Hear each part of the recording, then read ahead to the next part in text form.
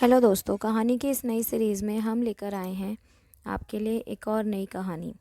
दोस्तों, अगर अभी तक आपने हमारा चैनल सब्सक्राइब नहीं किया है तो प्लीज़ सब्सक्राइब कर लीजिए। दोस्तों, मेरा नाम गीता है। मैं कानपुर की रहने वाली हूँ। मैं बहुत ही हॉट और एकदम मस्त लेडी हूँ। मेरे जिस्म का साइज़ 32, 28, 35 और अपनी साड़ी को अपनी नाभि से 4 इंच नीचे बांधती हूँ।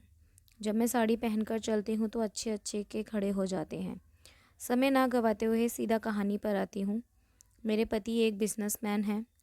आजकल आप जानते हो कि मार्केट में कितना कंपटीशन है और जो लोग बिजनेस करते हैं उनके दुश्मन भी होते हैं। मेरे ससुराल और मायका दोनों खूब पैसे वाले हैं। मेरे पास पैसे की कमी नहीं थी, लेकिन कंपटीशन के चलते बिजनेस में हमको मुनाफा ज़्यादा नहीं हो रहा था। धीरे धीरे हम लोग घाटे में चले गए और हम पर 40 लाख का कर्ज हो गया। इसी बीच मेरी फेसबुक पर एक राकेश नाम से फ्रेंड रिक्वेस्ट आई, जिसको मैंने तुरंत स्वीकार कर लिया। मैंने उसकी प्रोफाइल में देखा तो वह भी बिस्किट का बिजनेस करते थे। थोड़े दिन बात हुई और मेरी उनसे चैट पर, और फिर बातें ही बातों में बात यहाँ तक पहुँच गई कि उन्होंने मिलने के लिए कहा। उन्होंने कहा कि मैं आपके बिज़नेस का कई सारे राज्यों में संपर्क करवा दूंगा। हमारा बिज़नेस फेल होते देख मैंने उनसे मिलने की ठान ली और फिर हम एक दिन कॉफ़ी शॉप में मिले। उस दिन मैं बहुत ही मस्त साड़ी पहन कर गई थी। ब्लाउज़ के अंदर मैंने 30 नंबर की ब्रा पहन रखी थी, जिससे मेरे आधे से ज़्यादा बाहर निकले हुए थे, जिसके ऊपर मैंने ब्लैकलेस ब्लाउज़ पहना था। साड़ी को मैंने नाभि से 5 इंच नीचे बांधा। अब मेरी का उभार दिखने में मात्र आधे इंच की कसर थी। मेरे वहाँ के बाल बिल्कुल साफ थे। जैसे ही मुझको उसने देखा वो एकदम से सन्न रह गया। मैंने ही आगे हाथ बढ़ाकर कहा, हाय राकेश जी, मैं गीता। तब जाकर उसको होश आया। फिर उन्होंने टेबल पर बैठकर कोल्ड कॉफ़ी का ऑर्डर दिया।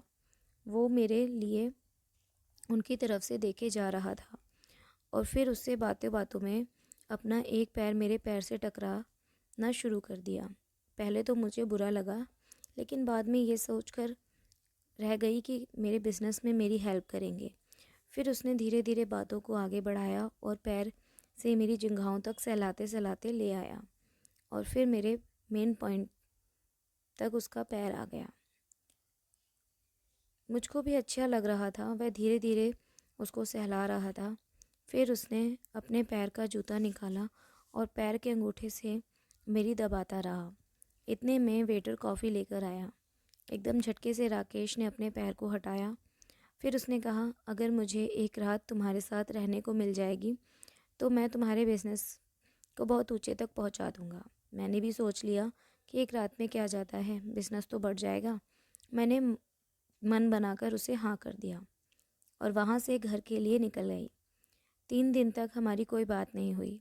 उसके बाद मैंने राकेश को फ़ोन किया और पूछा कहाँ और कब मिलना है।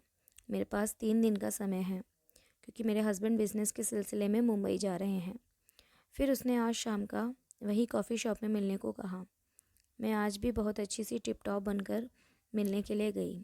आज मैंने वहाँ के बालों को अच्छे से साफ़ कर लिया था। मुझे पता था कि आज ज़रूर हमारे बीच वो सब होने वाला है। मैं तय समय पर कॉफ़ी शॉप में पहुँची और वहाँ से वह मुझको अपने एक मित्र के फ्लैट पर ले गया। उसने कहा, यह मेरे मित्र का फ्लैट है, यहाँ पर वह रहता नहीं है। फिर उसने चाबी से लॉक खोला और मुझे अंदर ले गया। बहुत ही आलीशान फ्लैट बना हुआ था, अच्छे से सजाया हुआ था, और तो और वहाँ वो सब करने वाले स्टार के हॉट हॉट फ़ोटो भी लगे हुए थे। उन्होंने देखकर मेरी वो सब करने की प्यास बढ़ती जा रही थी। उन फ़ोटो को देखकर लग रहा था कि ये फ्लैट केवल वो सब करने के लिए ही बनाया गया है। मुझको ऐसा लग रहा था आज तो यह मुझे रुलाकर ही मानेगा। इतने में राकेश आया और मुझे एक साथ अपनी बाहों में भर लिया और तेज़ी से दबाया और किस किया। मैं भी खुल के साथ देने लगी। कुछ समय बाद धीरे धीरे उसने मेरी साड़ी को ऊपर की तरफ खिसका दिया और अब धीरे धीरे उसने अपनी उंगलियों का उपयोग करना चालू कर दिया। मैं एकदम नशे में आ गई और मेरे मुंह से अनानास की सिसकारियाँ निकलने लगी। मैंने कहा, मज़ा आ रहा है राकेश, और ज़ोर से। इतने में मैंने राकेश का सिर पकड़ा और ज़ोर ज़ोर से दबाने लगी। फिर करीब 1 घंटे तक हमारे बीच वो सब हुआ। इतने में किसी ने हमारे रूम का गेट खोला। मुझे तो ध्यान ही नहीं था कि किसी ने गेट खोला है। राकेश को पता चला।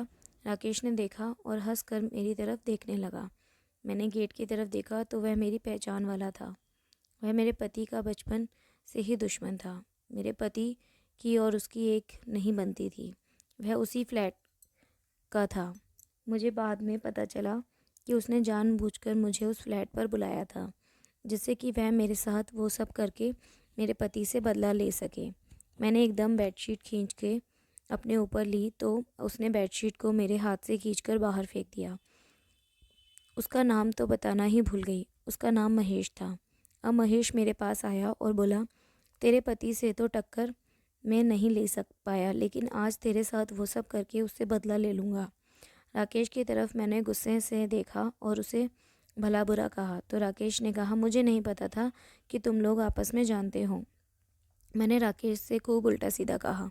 मैंने कहा, मेरे कपड़े धो, मुझे जाना है। तो महेश बोला, कपड़े तो बाहर फेंक दिए तेरे, अब कैसे जाएगी? जाना है तो बिना कपड़ों के चली जा, नहीं तो आज तुझको हमसे वो सब करवाना पड़ेगा। मैंने भी समय को देखते हुए हार मानकर अपने आप को उनको सौंप दिया। जो मर्जी आए वो कर लो, मुझे अपना बिजनेस का भी ध्यान रखना था। इतने में महेश हंसता हुआ आया और कहने लगा, चूस इसको, तो तुझको आज जन्नत की सैर कराएगा। अब मेरे एक हाथ में और एक मुंह में था। आज मुझे मज़ा आ रहा था। कई सालों बाद 2 मर्दों से एक साथ वो सब करने को मिला। इतने में राकेश ने मुझे अपनी गोद में उठाया और बेड पर पटक दिया।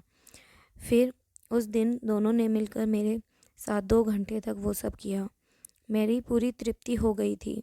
उस दिन पेन किलर खाकर मैंने अपने जिस्म को चलाने लायक बनाया था।